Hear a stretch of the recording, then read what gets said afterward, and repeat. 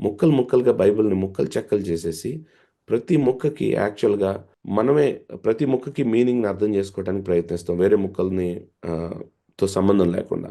What we also do is డెరాడాని follow అవుతూ మనం ఏం చేస్తామంటే, ఇంకా దానికి ఆత్మీయ రంగును పులుముతాం. ఎట్లాగంటే, బైబిల్ అండి. ఏ ఈ ముక్క దగ్గరికొచ్చినప్పుడు, ఒక ప్యాసేజ్ దగ్గరికొచ్చినప్పుట, ఎవరికి ఇష్టం వచ్చినట్టు ఎన్ని సార్లు చదివితే అన్ని సార్లు మీనింగ్ వస్తుందట. ఎన్ని సార్లుకెళ్తే అన్ని సార్లు మీనింగ్ కొత్త మీనింగ్ వస్తుందట. How many times have you heard that? But this is actually not biblical philosophy. So Bible always say that meaning is always one. Significance యాక్చువల్‌గా డిఫరెంట్‌గా ఉండొచ్చు. ప్రతిసారి నేను చదివినప్పుడు దాని యొక్క సిగ్నిఫికెన్స్ నా జీవితంలో దాని యొక్క అప్లికేషన్ యాక్చువల్‌గా డిఫరెంట్ ఏరియాస్‌లో అవ్వచ్చు. కానీ మీనింగ్ ఈజ్ ఆల్వేస్ వన్.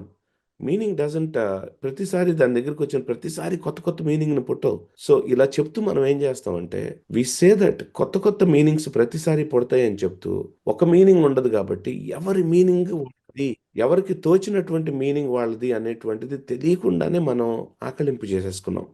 అందుకనే we don't like anybody to question. ఒక దొంగ ప్రీచర్ యాక్చువల్‌గా లేచి ఇష్టం వచ్చింది చెప్తున్నప్పుడు వి సే దట్ యాక్చువల్‌గా we we tend to think that ఆయనకి తెలిసినటువంటి మీనింగ్ అయింది అన్నట్టుగా మనం ఆలోచిస్తాం గానీ, we don't really think that there is one standard meaning against which all interpretations actually have to be judged. ప్రతి ఒక్క భాష్యాన్ని, ప్రతి ఒక్క అర్థం చెప్పేటువంటి తనాన్ని మనం ఆ మీనింగ్‌కి స్టాండర్డ్‌గా తీసుకొని మనం పోల్చాలి అనేటువంటి విషయాన్ని మనం we don't like it.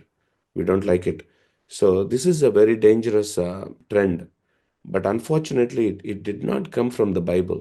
It came from Derrida. Even though Jew అయినప్పటికీ కూడా దేవుడిని తృణీకరించినటువంటి వ్యక్తి. సో um, బైబిల్ బైబిలేతర ఫిలాసఫీ మనం సంఘంలోకి తెచ్చుకొని దానికి ఆత్మీయ రంగును పులిమి అదే ఆత్మీయత అనుకొని భ్రమపడుతున్నాం.